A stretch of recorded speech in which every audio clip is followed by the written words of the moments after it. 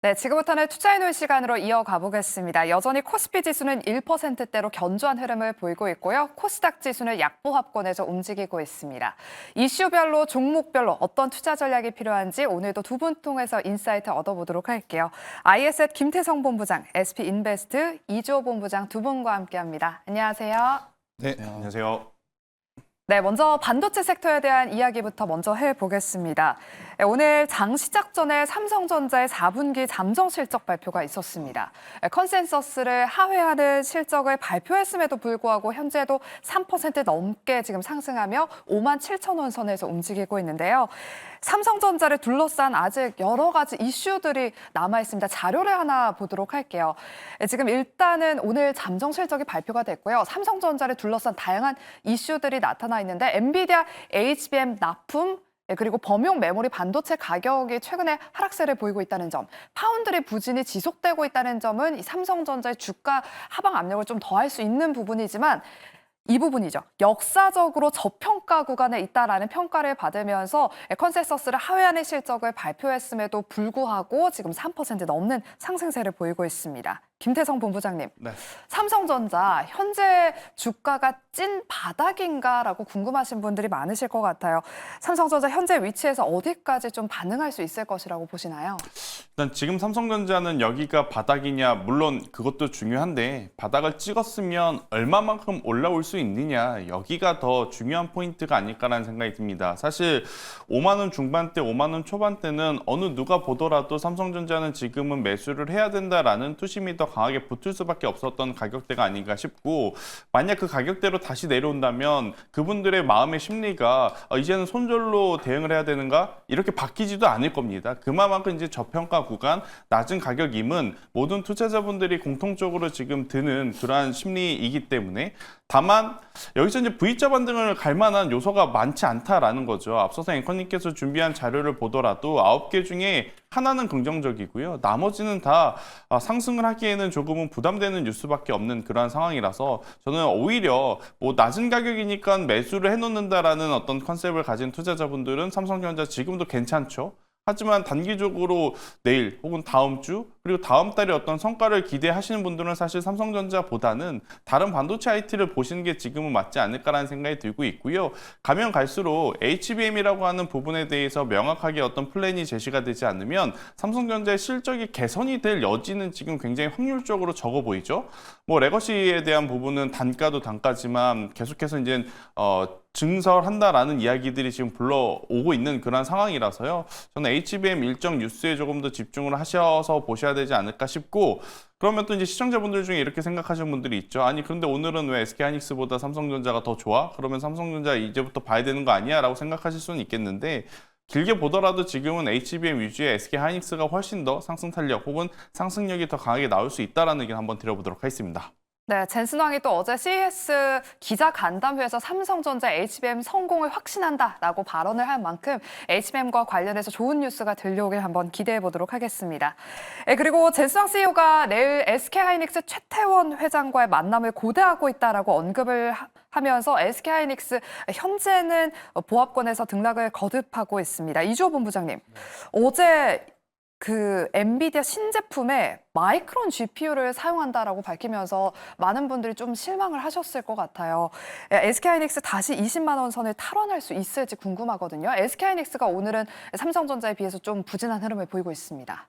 일단 제스랑 대표가 GTX 50 시리즈를 얘기를 하면서 이제 성능 대비 가격이 착하다 뭐 이런 얘기가 계속 나왔었는데, 사실 거기서 마이크론을 대표적으로 언급을 했는데, 이거 약간 뭐 이거는 이런 얘기도 있습니다. 뭐 트럼프 취임을 겨냥을 해서 약간 미국 기업을 띄워주기 약간 이런 거 아니냐 이런 얘기도 맞아요. 있어요. 네네. 왜냐면 지금 거기 GTX 그러니까 GPU가 데스크탑이라던가 뭐 노트북에 사용되는 일반적인 그래픽 카드인데, 거기에 들어가는 디램이 뭐 마이크론 것만 쓰는 게 아니라 삼성전자랑 하이닉스 것도 같이 사용합니다. 근데 그럼에도 불구하고 마이크론을 콕 집어서 얘기했다라는 점은 사실 트럼프를 겨냥하지 않았냐 뭐 이런 해석도 해볼 수가 있겠고요. 다만 이제 중요한 것은 결국에는 최태원 회장을 만난다라는 점이고, 지금 어떻게 보면은 GPU 상품에 대한 부분도 중요하지만 지금 엔비디아가 드라이브를 걸고 있는 것은 블랙웰 그리고 AI 가속기 이런 다음 칩들 이런 것들이기 때문에 지금 저는 오히려 HBM의 기술력 자체는 SK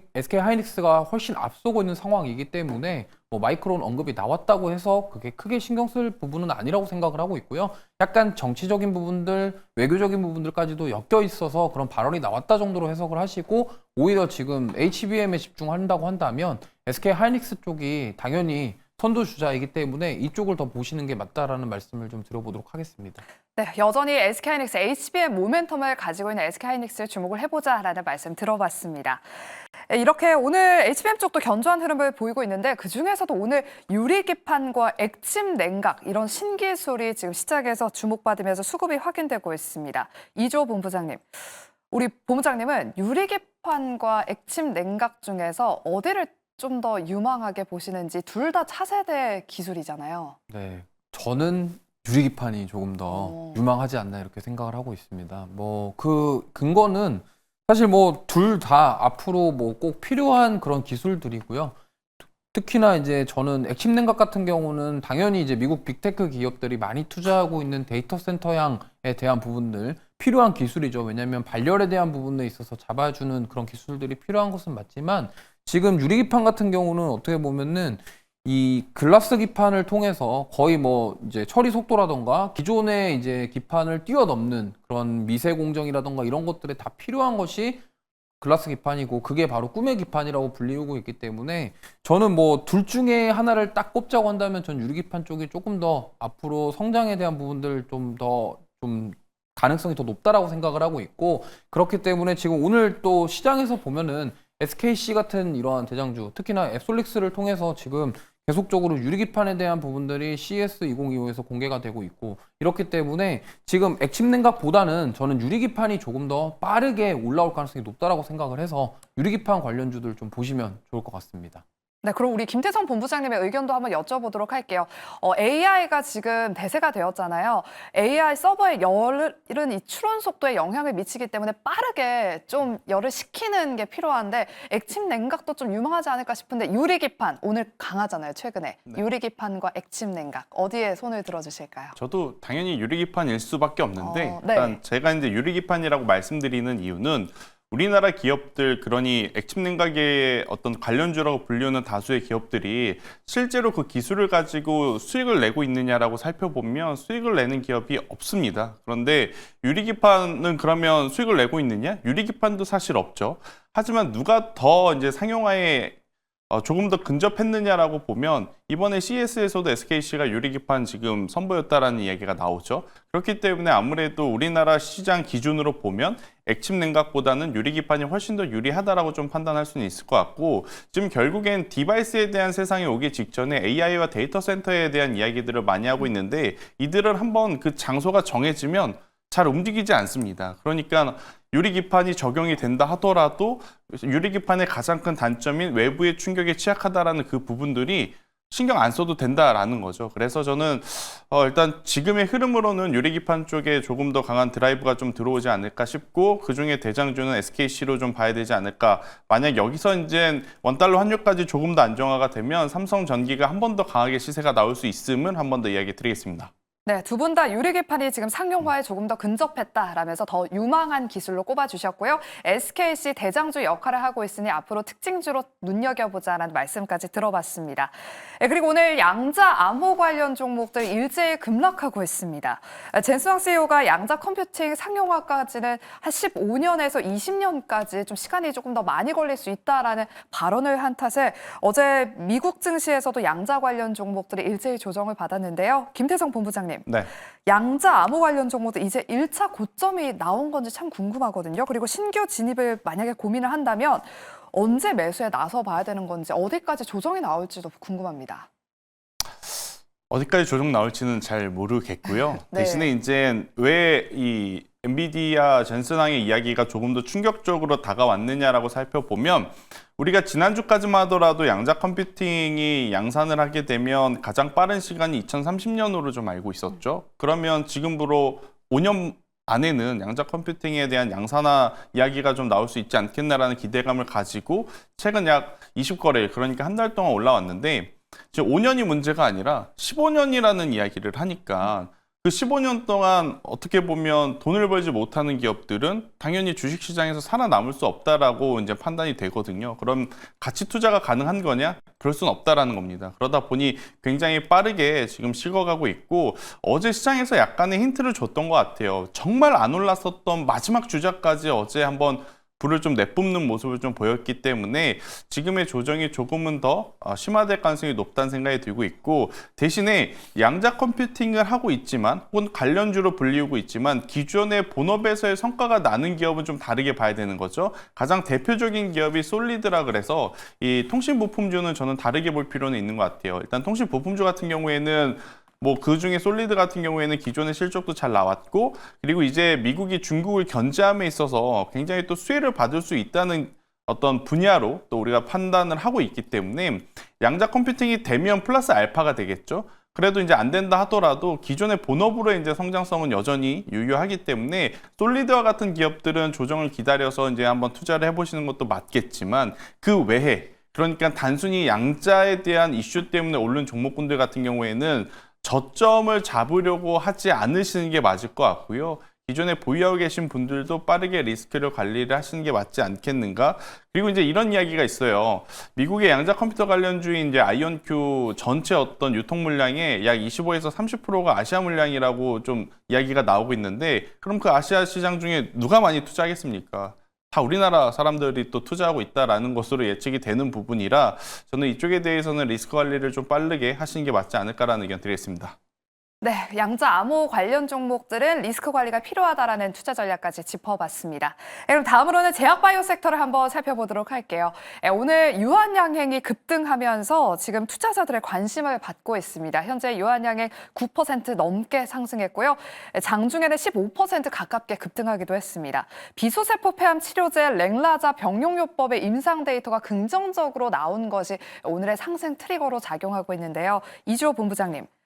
유한양행이 작년 여름에 단기적으로 급등한 이후에 좀 오랜 시간 쉬어갔잖아요. 이 소식으로 훈풍을 이어갈 수 있을 것 같은데 유한양행의 추가 상승 기대해봐도 괜찮을까요? 네, 그동안 좀 많이 쉬어갔고 그렇기 때문에 지금 이러한 지금 소식은 굉장히 저는 유의미한 소식이라고 생각을 합니다. 특히나 이제 표준 치료제로 알려져 있던 타그리소보다 어떻게 보면은 이 1년 이상 개선했다라는 점이 저는 굉장히 의미가 있다고 생각을 하고 있고 그동안 가격적이나 시간적이나 어느 정도 조정이 나온 상황에서 오늘 이렇게 거래량이 어느 정도 들어오면서 강하게 튀어오르는 점은 저는 추가적으로 상승도 한번 누려볼 수 있다고 생각을 하고 있고 결국에는 이제 랭나자를 통해서 과연 이 얼마나 돈을 벌 것이냐에 대한 부분을 좀 집중해 보시면 좋을 것 같고요. 또 유한양행이 이 랭나자 다음 또 제2의 랭나자를 또 준비하고 있는 상황이기 때문에 이러한 모멘텀들이 다시금 살아나면서 그러면은 이 유한양행이 랭나자에 대한 부분들이 정말 이 결과를 통해서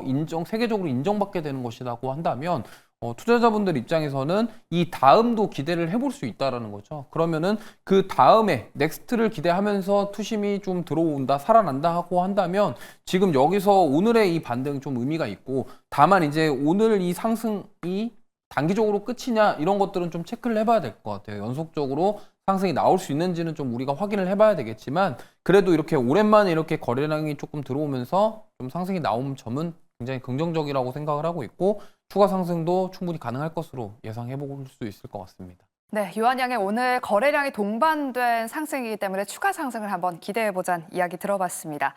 그리고 제약 바이오 쪽으로는 이제 또 하나의 일정 모멘텀이 있습니다. 바로 JP모건 헬스케어 컨퍼런스가 이제 13일부터 현지 시간으로 개막이 되는데요. 자료를 하나 보도록 할게요. 각 참가하는 기업별로 어떤 내용을 발표하는지 저희가 요약을 해봤습니다. 하지만 이미 많이 좀 언급을 된 탓인지 주가에 좀 반영이 되지 않았나 싶은 감이 없지 않아 있는데요. 삼성 바이오로직스부터 셀트리온, 브릿지바이오 테라퓨틱스, 온코닉 테라퓨틱스까지 저희가 투자해놓은 시간에서도 여러 번 좀 언급이 됐었던 기업들이 나타나 있습니다. 김태성 본부장님, 네. 학회 모멘텀에 따른 이런 기업들 트레이딩 전략 어떻게 짜보는 게 좋을까요? 일단 학회 모멘텀만 보지 말고 조금은 네. 좀 큰 그림으로 보시는 게 맞지 않을까라는 생각이 들어요. 사실 이제 제약바이오 업종에게 가장 큰 어떤 변동성은 뭐가 있었냐면 바로 이제 금리나 속도 조절론이 이제 가장 큰 변수가 될 가능성이 높다는 이야기들을 많이 해왔던 것 같아요. 그런데 간밤에 미증시가 하락한 이유 중에 하나는 지표가 워낙 좋으니까 금리를 빠르게 인하하지 않아도 괜찮겠다라는 것 때문에 지금 내렸거든요. 그러면 상식적으로 그냥 단순히 표면적인 부분을 고려해 봤었을 때 오늘 제약바이오가 강할 이유는 없습니다. 그럼에도 불구하고 금리 인하 속도 조절론이 있음에도 불구하고 지금 다수의 이제 제약바이오주들이 강한 모습을 좀 보이고 있는데 이걸 단순히 이제 JP모건 컨퍼런스 때문에 이제 강한다라기보다는 보여줄 실적이라든지 보여준 기술력에 대한 어떤 확신을 좀 갖고 움직일 수 있는 기업은 여전히 지금 투자의 어떤 포인트들이 굉장히 다양하다라고 좀 말씀드릴 수 있을 것 같아요. 그러니까 매년 CES니 JP모건 컨퍼런스니 우리가 자주 이야기를 하지만 올해는 사실 그렇게까지 뭐 재미있을 만한 이런 표현이 맞을지 모르겠지만 이 시장의 관심을 끌만한 어떤 큰 이슈는 없는 것 같고요. 대신에 이제 확정적으로 좀 숫자가 찍힐 수 있는 CDMO, CMO 관련 기업들이 굉장히 또 많이 참여를 하는 그런 상황이고, 그리고 트럼프 2기가 본격적으로 출발이 되었을 때 또 수혜를 받을 수 있다라고 우리가 생각을 했었던 게 바로 이제 CDMO, CMO 이쪽이기 때문에 저는 오히려 불확실성이 많은 신약 파이프라인 쪽을 보시는 것보다는 기술력이 입증된 오늘 기준으로 보면 유한양행, 그죠? 그리고 이제 알테오젠도 빼놓고 이야기 드릴 수는 없고, 그리고 삼천당 제약, 그리고 이제 바이오시밀러 쪽은 삼성 바이오로직스, 바이닉스, ST팜 이렇게 조금 더 압축을 해서 보시는 게 더 나은 전략이 아닐까라는 의견 한번 드려보도록 하겠습니다. 네, 그리고 마지막으로 제약 바이오 섹터 내에서 오늘 또 진단키트 관련 종목들, 백신 관련 종목들도 테마성으로 좀 급등을 하고 있습니다. 뭐 중국과 인도에서 HMPV 바이러스가 확산 중이고요. 우리나라에서도 지금 8년 만에 독감 대유행이 번지고 있습니다. 그리고 방금 막 텔레그램방에서 또 전해진 소식에 따르면 지금 영국에서도 독감 호흡기 환자가 급증하면서 응급실에서 한 이틀을 기다려야 하는 상황이라고 하는데요. 이주호 본부장님. 테마성으로 좀 움직이기는 합니다만 워낙 또 시세가 강해서 이거를 또 어떻게 봐야 될까 싶은데 탑픽, 마스크, 진단키트, 백신 이 셋 섹터 내에서 탑픽을 꼽자면 어떤 게 가장 유망할까요? 참 고르기가 정말 어려운 거 아닌가 싶은데 이 중에서도 그나마 저는 좀 진단키트 쪽이 조금 더 강한 진단키트요? 시세를 네. 줄 가능성이 높다라고 생각합니다. 왜냐하면 지금 감염병이랑 독감이랑 같이 공존하고 있는 상황입니다. 그러면은 뭐 어떻게 보면은 환자분들이 내가 감염병인지 독감인지를 가장 궁금해하실 거고, 그로 인해서 이 진단키트의 수요가 단기적으로 좀 급증할 가능성이 높다라고 생각을 합니다. 그렇기 때문에 이미 지금 진단키트 주들이 굉장히 좀 강하게 좀 상승이 나오고 있고요. 그러다 보니까 내가 이 독감이냐 감염병이냐를 확인하기 위해서 지금 뭐 미국뿐만이 아니라 영국, 뭐 중국 여러 가지로 다방면으로 지금 감염병과 독감이 공존하고 있는 상황이기 때문에 우리나라 같은 경우도 이게 독감이냐 감염병이냐 이거에 대해서 계속적으로 뭐 고민을 많으실 거고, 그러면 결국에는 명확하게 단시간에 확인할 수 있는 방법은 진단키트라고 생각을 하고 있기 때문에 뭐 마스크, 뭐 백신, 진단키트 다 지금 동시다발적으로 움직일 가능성이 있지만 그 중에서도 조금 시세를 강하게 줄 만한 섹터는 진단키트 쪽이라고 생각하기 때문에 좀 단기적으로 트레이딩 관점으로 보신다고 한다면 이러한 외부적인 이슈를 통해서 좀 시세를 노려볼 수 있는 곳이 저는 진단키트라고 생각을 합니다. 네, 이 셋 중에서는 진단키트 쪽에 손을 들어주셨습니다. 잘 참고하셔서 대응해 보시길 바라겠고요. 이어서 세 번째로 조선주에 대한 이야기 나눠보도록 하겠습니다. 어제 조선 대형주들이 잘 갔다면 오늘은 조선 기자재 위주로 키맞추기 장세가 펼쳐지고 있습니다. 어제 장 마감 이후 한화엔진이 대규모 선박용 엔진 공급 계약을 체결했다는 소식에 시간외 거래소부터 상한가를 기록했고요. 현재도 12%대 급등세를 보이고 있습니다. 김태성 본부장님. 최근 조선 기자재 내에서도 엔진 관련주로 지금 수급이 강하게 유입되고 있는 것 같은데 네. 당분간은 이 엔진 관련주로 시세가 더 이어질까요? 아니면 다른 쪽으로도 이 키 맞추기가 좀 펼쳐질까요? 조선이 좋다는 건 아마 많은 시청자분들이 이미 다 인지가 되어 있으실 겁니다. 그런데 이제 문제는 조선도 그렇고 철강도 그렇고 화학도 그렇고 자동차도 그렇고 이게 저만의 편견인지는 모르겠지만 이게 속도가 가파르면 계속해서 가기보다는 일정 부분 또 장기간 우리가 생각한 것보다 제법 오래 또 쉬어가는 경우들이 많이 나왔던 것 같아요. 지금 이제 조선 같은 경우에는 작년이죠. 2024년도부터 이제 막 시작하는 단계다라는 이야기들이 좀 많았고, 그 과정에서 영업이익적인 부분을 체크를 해야 된다라는 이야기들이 많았고, 그런 것들이 확인이 된 상황에서 12월 달에 시세가 막 엄청나게 좀 뿜어 나오고 있는 상황이라서 가지고 계신 분들은 빠르게 매도하실 필요는 없는 것 같아요. 하지만 없으신 분들 같은 경우에는 지금 신규 매수를 쫓아가야 하느냐라는 질문에는 아직은 아니겠는가라는 좀 생각이 들고 있고, 마지막까지 돌다리도 두들겨보고 건너라라는 말이 있듯이 한 가지 또 체크를 해야 되는 부분이 지금 마진율인 것 같습니다. 하나오션도 그렇고 하나엔진도 그렇고 뭐 다수 이제 기업들이 수주 잔고가 많아지고 있고 고부가 가치 어떤 제품에 대한 수요가 많다는 것은 확인이 되고 있는데, 하나그룹 내부적으로 보면 정말로 이 MRO라고 하는 산업이 우리나라 기업에게 얼마만큼의 이윤을 남겨줄 수 있는지 아직 이 부분은 확인이 안 됐거든요.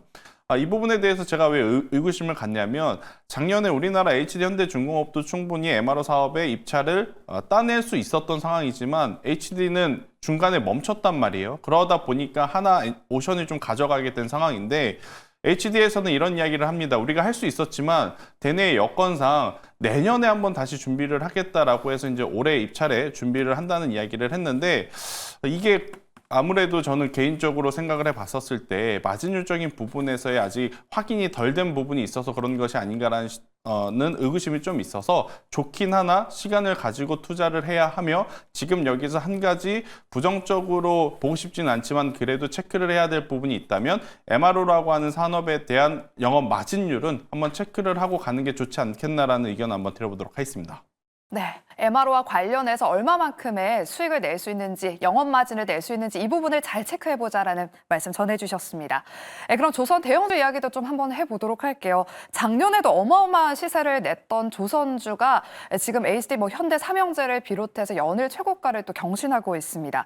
거의 모든 종목들이 지금 신고가 영역에 위치하고 있는데, 이주호 본부장님, 여전히 접근이 유효한 종목이 있다면 어떤 기업을 좀 눈여겨보는 게 좋을까요? 네, 사실 지금 조선사부터 시작해서 엔진 쪽은 다 신고가 영역이기 때문에 지금 신규로 접근하기 좀 부담스러운 상황은 맞습니다. 그리고 사실 조선 기자재 같은 경우도, 특히나 성광밴드 같은 경우도 계속 신고가 영역에서 고점을 경신하고 있는 상황이고, 이 중에서도 정말 좀 그나마 좀 시세가 덜 나온 기업을 하나 좀 말씀을 드리고 싶은데, 바로 세진중공업이라는 기업입니다. 지금 트럼프 2기가 시작이 되고 나서 결국에는 LNG에 대한 운반선에 대한 부분들을 강조받을 것이고, 그렇다고 한다면 이런 세진중공업 같은 경우는 지금 데크하우스와 연료를 저장하는 LPG 탱크와 관련된 부분들, 이러한 수요가 계속적으로 늘어난다고 우리가 가정을 해보면, 그거에 비해서 지금 실적에 대한 부분 때문에 좀 주가 조정을 받았지만 다시금 올라오고 있고, 이 부분들이 조금 더 저는 열려 있다라고 생각을 하고 있기 때문에, 아직 조선 기자재 중에 덜 오른 이 세진중공업 같은 기업들은 좀 관심을 가지시고 보시면은 충분히 다시 한번 10,000원대까지도 한번 노려볼 수 있지 않을까, 이렇게 말씀드려보도록 하겠습니다. 네, 세진중공업 오늘 현재 1%대 지금 조정을 받고 있습니다. 관련해서 세진중공업 특징주로 눈여겨보시기 바라겠습니다. 마지막으로는 방산주와 저희 위메이드 그룹주들이 또 일제히 급등하고 있어서 짧게 이야기 나눠보도록 할게요. 트럼프 당선인이 어제 있었던 기자회견에서 나토 회원국들이 국방비 부담을 늘려야 한다고 언급을 했습니다. 김태성 본부장님, 네. 취임식 이후 또 국방비와 관련해서 이야기가 분명 나올 것 같은데, 방산주들 어떻게 대응 전략을 세워봐야 될지 진단 부탁드릴게요. 일단 최근 시세를 놓고 보면 빼놓고 이야기할 수는 없을 것 같아요. 계속해서 좀 관심은 가져야 되는데, 문제는 방위비에 대한 증액이 과연 이들 기업의 실질적인 수혜로 이어질 것인가, 이 부분에는 조금 더 체크가 필요할 것 같고요. 그리고 이제 우리나라 방산 3대장이라고 불리우는 기업들이 다수가 지금 다 폴란드에 대한 이야기만 하고 있는데, 폴란드 이외에 새로운 뉴스가 조금 나와줘야 될 것 같아요. 새로운 나라라든지 아니면 더 큰 규모의 어떤 계약 공시들이 좀 나와줘야 되는데, 그것이 지금 이어붙지 못하고 있는 상황이다 보니까 너무 공격적으로 좀 보기보다는 방산 플러스 알파에 저는 집중을 하시는 게 맞을 것 같아요. 최근에 이제 방산주들이 한번 크게 흔들렸을 때 미국에서 들려왔던 뉴스 중에 하나가 뭐였냐면, 일론 머스크가 자국 내 방산을 좀 비판을 하면서 무인기, 드론에 대한 이야기를 조금 더 강조를 했었거든요.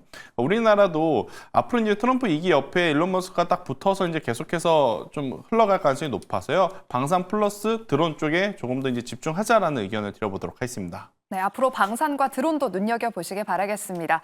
그리고 한 오후 1시를 기점으로 해서 위메이드 그룹주들이 일제히 급등을 하고 있습니다. 위메이드의 개발 자회사 위메이드 넥스트가 엔비디아와 협력을 해서 차기작 미르5에 등장하는 인공지능 보스를 개발했고요. 또 이게 소개되면서 관련주로 지금 수급이 몰리고 있는 것 같은데 이주호 본부장님, 엔비디아 하니까 좀 솔깃하긴 해요. 하지만 테마로만 봐야겠죠? 네, 뭐 사실 이게 어떻게 될지는 우리가 예측해 볼 수가 없겠지만 어쨌든 이 AI 기술을 통해서 이제 캐릭터를 이제 AI화해서 만든다라는 점은 좀 기대감이 충분히 들어올 수 있는 상황이라고 생각을 합니다. 그렇기 때문에 물론 오늘 급등 나오지만 연속적으로 좀 시세가 나올지는 지켜봐야 될 것 같다. 이렇게 좀 간단하게 말씀드려보도록 하겠습니다. 네, 연속성 있는 시세가 나올지 한번 잘 지켜보도록 하겠습니다. 이렇게 저희가 준비한 순서는 여기까지고요. 저희는 내일 오후 12시 이 시간에 더 알찬 인사이트 가지고 돌아오도록 할게요. 함께해 주신 여러분 고맙습니다.